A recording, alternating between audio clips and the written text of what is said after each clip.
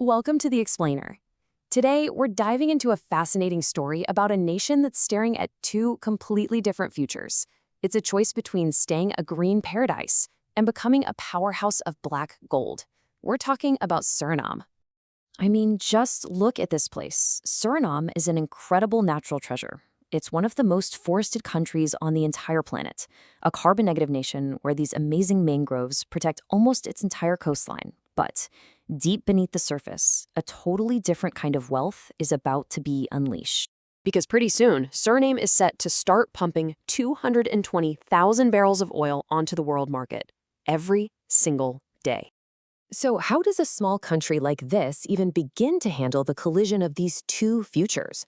You've got this pristine green identity on one side and a massive wave of oil wealth on the other. Let's break down what's happening. First, to really get a grip on just how big of a deal this is, we have to look at what's driving this change. And yeah, it all kicks off with oil.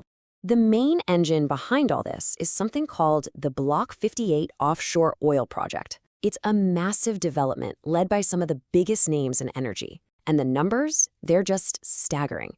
This one project is projected to literally double the country's entire economy by 2030. Just think about that for a second. Doubling your whole economy in just a handful of years. And hey, it's not just about the oil. Suriname's old-school bauxite industry, which used to be the heart of its economy, might be making a huge comeback. There's a proposed $426 million investment from Chinalco on the table, which could fire up another powerful economic engine. Okay, so you've got this potential flood of money on the way. The billion-dollar question for any country in this spot is how do you make sure that wealth actually helps the country and its people instead of just, vanishing? Well, the answer they're banking on comes down to this really important idea, in-country value, or ICV. It's a simple concept, but it's super powerful. The goal is to make sure the money made from the country's resources actually stays and circulates within the local economy. And this isn't just a vague idea, right? It's all laid out in an official local content policy. The whole strategy is to create this, positive feedback loop. You start by using local companies for goods and services. That helps those businesses grow and get better. Then you focus on transferring skills and new tech so that, at the end of the day, the wealth that's created is shared by everyone, not just a handful of people at the top. But the plan isn't just about what's happening inside Suriname. They're also looking next door, building what they're calling an economic bridge with Guyana, which, by the way, is having its own massive oil boom. The thinking is pretty smart. Why fight over the scraps when you can team up and become a real regional powerhouse? And you can really feel the ambition here.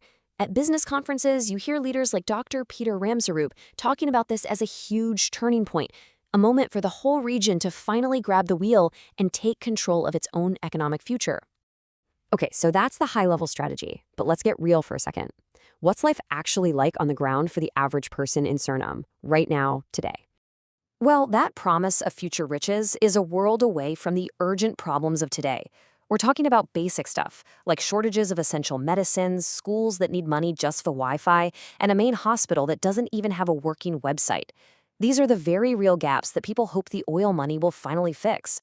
And on top of all that, there's another challenge, one that's, literally existential. It's the country's deep, deep vulnerability to the environment. The stakes here are just incredibly high. Get this, 90% of Suriname's entire population lives in this low-lying coastal area. And what's protecting them? Those vital mangrove forests. But that very ecosystem is now under direct threat from a projected 1-meter sea level rise by the end of the century. So you've got this economic tightrope, right? Immense potential wealth on one side, and these urgent, massive development and climate risks on the other. And the International Monetary Fund, the IMF, has a pretty sober take on how tricky this walk is going to be. And here's the kicker from the IMF. They're warning that the country's economy is already showing some cracks.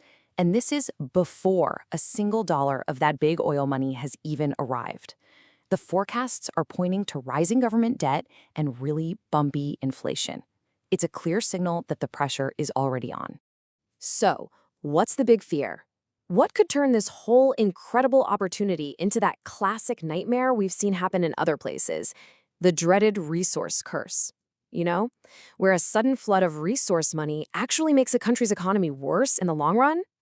Well, the IMF flags a few major red flags. Things like governments overspending before an election could throw everything off balance. They need to make tough choices, like removing electricity subsidies.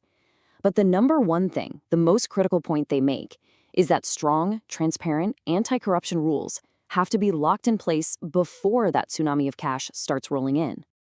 And that brings us full circle, right back to where we started. Suriname standing at a crossroads, looking at two very different but equally possible futures.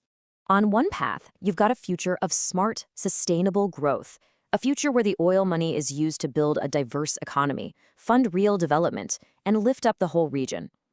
But on the other path, well, that's where you find all the classic dangers: economic chaos, environmental ruin, corruption, and a story where only a tiny few get rich. The thing is, the decisions that will decide which future they get, those aren't happening years from now. The policies being debated, the laws being written, the discipline being tested, it's all happening as we speak. The choice is being made right now.